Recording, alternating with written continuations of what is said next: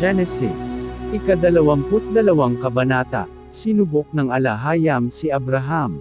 Pagkalipas ng ilang panahon, sinubok ng alahayam si Abraham. Tinawag siya ng alahayam, Abraham. Narito po ako, tugon naman niya. Sinabi sa kanya, isama mo ang kaysa-isa at pinakamamahal mong anak na si Isaac, at magpunta kayo sa lupain ng Moriah. Umakyat kayo sa bundok na ituturo ko sa iyo, at ihandog mo siya sa akin. Kinabukasan, maagang bumangon si Abraham at nagsibak ng kahoy na gagamiting panggatong sa handog na susunugin. Inihanda niya ang asno, at umalis kasama si Isaac at ang dalawang aliping lalaki papunta sa lugar na sinabi ng alahayam sa kanya. Nang ikatlong araw ng paglalakbay, natano na nila ang dakong kanilang pupuntahan. Kaya't sinabi ni Abraham sa kanyang mga alipin, bantayan ninyo rito ang asno at kami na lamang ng bata ang aakyat sa bundok. Sasamba kami sa dako roon, at babalikan namin kayo. Ipinapasa ni Abraham kay Isaac ang kahoy na panggatong. Dala naman niya ang apoy at patalim, at magkasama silang lumakad. Tinawag ni Isaac ang pansin ng ama, Ama, ano yon, anak? Tugon ni Abraham, mayroon na tayong apoy at panggatong, ngunit nasaan ang tupang ihahandog? Tanong ni Isaac. Sumagot si Abraham, anak, ang alahayam ang magbibigay niyon. Kaya't nagpatuloy sila sa paglakad. Pagsapit nila sa lugar na itinuro ng alahayam, gumawa ng altar si Abraham. Inayos niya sa ibabaw nito ang panggatong at inihiga si Isaac matapos gapusin. Nang sasaksakin na niya ang bata, tinawag siya ng anghel ni Yahweh at mula sa langit ay sinabi, Abraham, Abraham. Narito po ako, sagot ni Abraham. Sinabi ng anghel, huwag mong patayin ang bata. Huwag mo siyang saktan. Natitiyak ko ngayong handa kang sumunod sa alahayam, sapagkat hindi mo ipinagkait sa kanya ang kaysa-isa mong anak. Paglingon niya ay may nakita siyang isang lalaking tupa na ang mga sungay ay napasabit sa mga sanga ng kahoy. Ito ang kinuha ni Abraham at inihandog sa halip na ang kanyang anak. Kaya't ang lugar na iyon ay tinawag ni Abraham na, si Yahweh ang nagkakaloob. At magpahanggang ngayon, sinasabi ng mga tao, sa bundok ni Yahweh ay may nakalaan.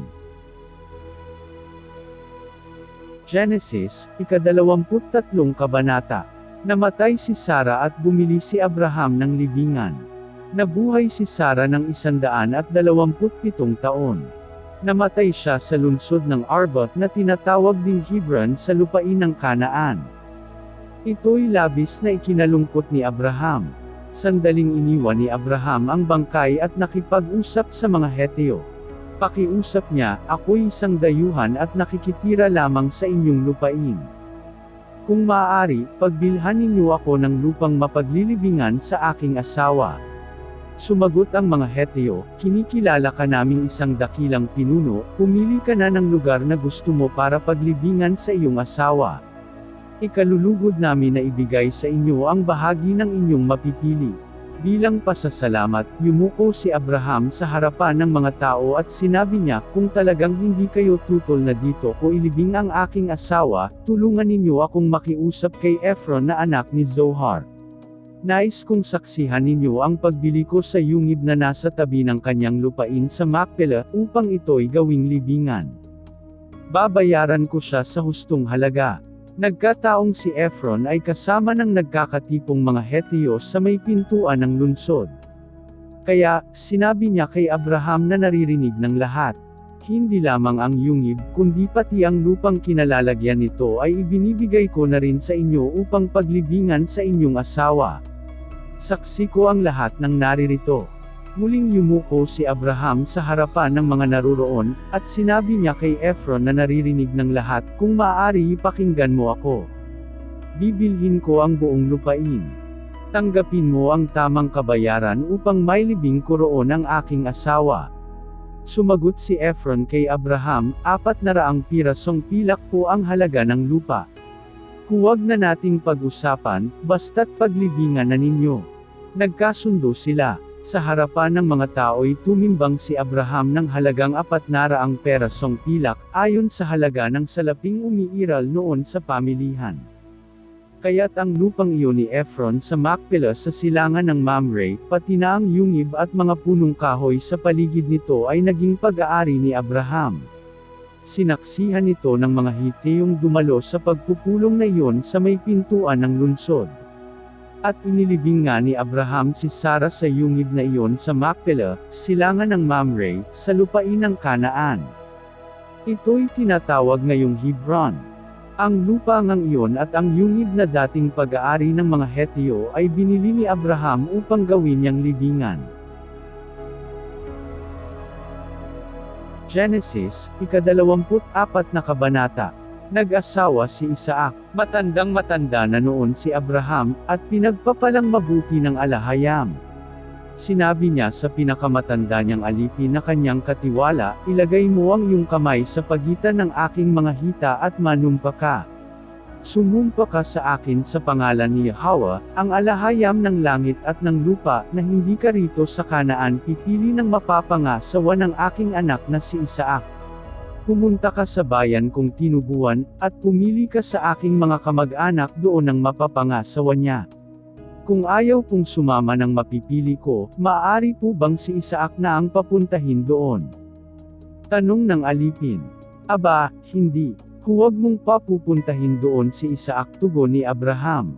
Nilisan ko ang tahanan ng aking ama at iniwan ang lupain ng aking mga kamag-anak sapagkat dito ako pinapunta ni Yahweh, ang alahayam ng kalangitan. Nangako siyang ibibigay ang lupaing ito sa aking lahi. Magsusugo siya ng kanyang anghel na mauuna sa iyo upang tulungan ka sa pagpili ng mapapangasawa ng aking anak. Ngayon, kung ayaw sumama ng mapipili mo, wala ka ng pananagutan sa akin. Ngunit huwag mong papuntahin doon ang anak ko. Kaya't inilagay ng alipin ang kanyang kamay sa pagitan ng hita ng Panginoon niyang si Abraham, at nanumpang susundin ito. Naghanda ang alipin ng 10 kamelyo ng kanyang Panginoon. Matapos kargahan ng maraming panregalo, naglakbay siya patungong Mesopotamia, sa lungsod na tinitirhan ni Nahor. Pagsapit sa labas ng lungsod, huminto siya at pinaluhod ang mga kamelyo sa tabi ng balon ng tubig na naroon. Sa gayong oras tuwing magdarapat hapon, dumarating ang mga babae para umigib.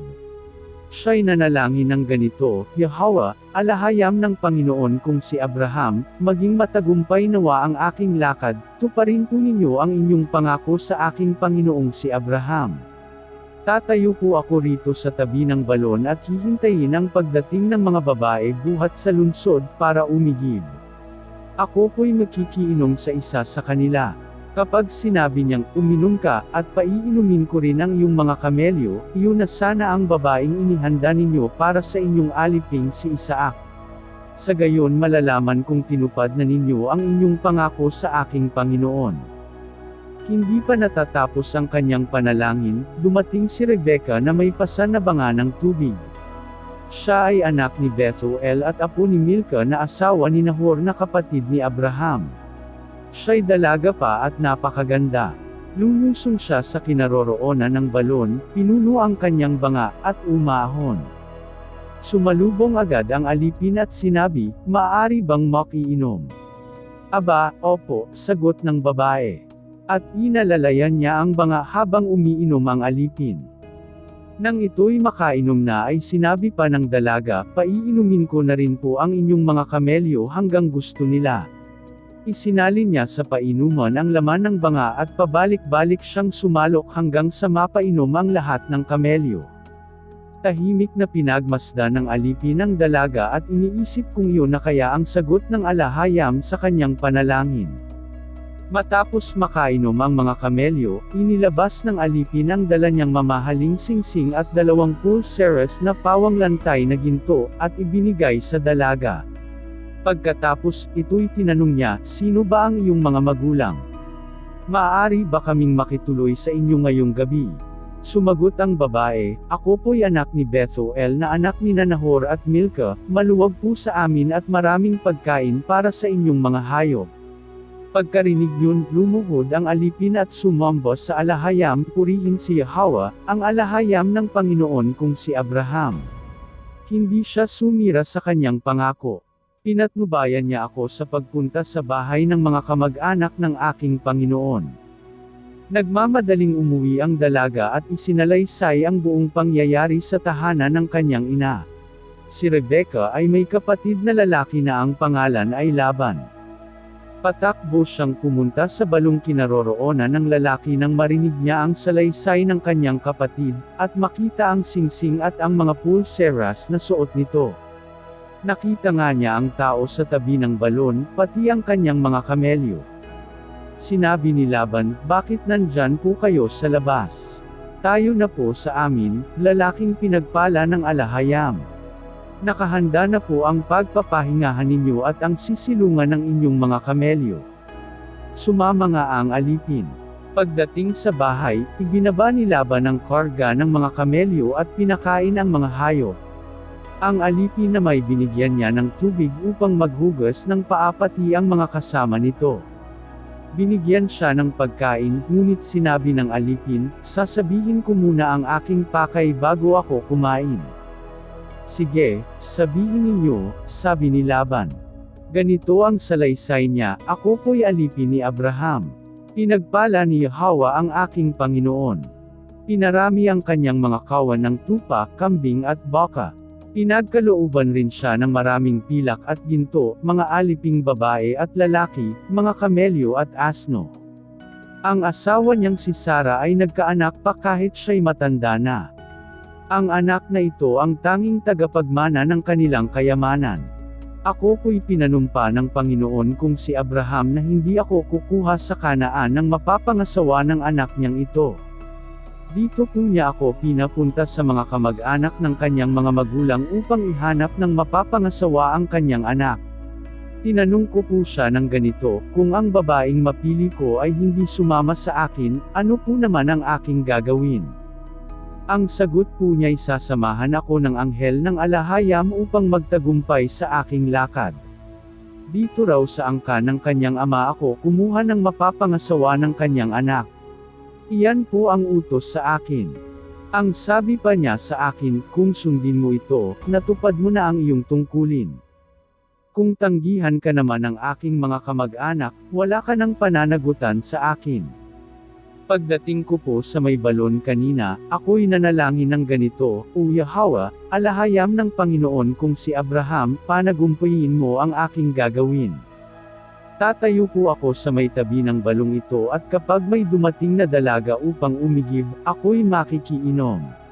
Kapag ako'y pinainom pati ang aking mga kamelyo, iyon na po sana ang pinili ninyo upang mapang-asawa ng anak ng aking Panginoon." Hindi pa natatapos ang aking panalangin, dumating nga si Rebecca na pasan ng isang banga. Lumusong siya sa bukal at sumalok ng tubig. Nakiusap po ako sa kanyang ako'y painumin. At hindi lamang ako ang pinainom, pati po ang aking mga kamelyo. Tinanong ko po siya, "Kanino kang anak?" Ang sagot po'y kay Bethuel na anak ng mag-asawang Nahor at Milka. Kaya't kinabitan ko siya ng hikaw sa ilong at sinuotan ng mga pulseras sa braso. Pagkatapos, ako'y lumuhod at sumamba kay Yahweh, sa alahayam ng Panginoon kung si Abraham, sapagkat pinatnubayan niya ako at inihatid sa tahanang ito. At dito ko nga natagpuan ang dalagang dapat mapangasawa ng kanyang anak. Kaya hinihiling kong sabihin ninyo sa akin kung sang-ayon kayo sa hangad ng aking Panginoon. Kung hindi naman, sabihin din ninyo at nang malaman ko naman kung ano ang aking gagawin. Sumagot ang mag-amang Bethuel at Laban, "Dahil ang bagay na ito'y mula kay Yahweh, wala na kaming masasabing anuman. Isama mo si Rebecca pag-uwi mo upang mapang-asawa ng anak ng iyong Panginoon, ayon sa sinabi ng alahayam." Pagkarinig nito, ang alipin ni Abraham ay muling nagpatira pa at nagpuri kay Yahweh. At inilabas niya ang mga damit at mga hiyas na ginto't pilak para kay Rebecca. Binigyan din niya ng mamahaling regalo ang kapatid nitong si Laban at ang kanilang ina. Pagkatapos, ang alipin at ang mga kasama nito ay kumain na at uminom, at doon na nga nagpalipas ng gabi.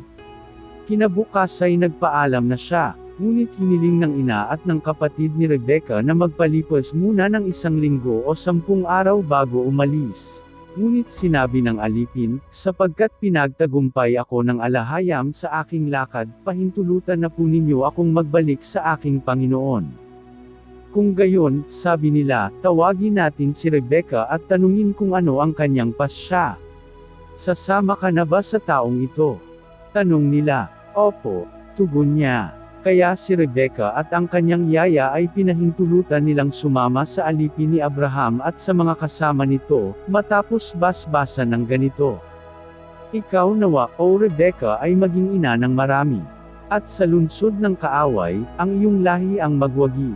Nang handa na ang lahat, si Rebecca at ang mga utusan niyang babae ay sumakay sa kamelyo, at umalis kasunod ng alipin ni Abraham. Nang panahong iyon, si Isaac ay naninirahan sa lupain ng Negeb. Minsan, napadako siya sa ilang ng Bir Lahai-Roi. Nang magtatakip silim, siya'y namasyal sa kaparangan at nakita niyang may dumarating na mga kamelyo.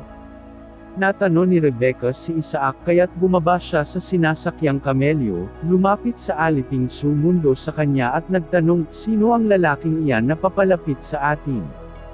Siya po ang aking Panginoon, sagot nito.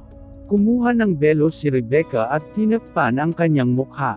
Isinalaysay ng alipin kay Isaac ang mga ginawa niya. Pagkatapos dinala ni Isaac si Rebecca sa tuldo ni Sarah na kanyang ina at ito'y naging asawa niya. Minahal ni Isaac si Rebecca at siyang naging kaaliwan niya sa pagkamatay ng kanyang ina.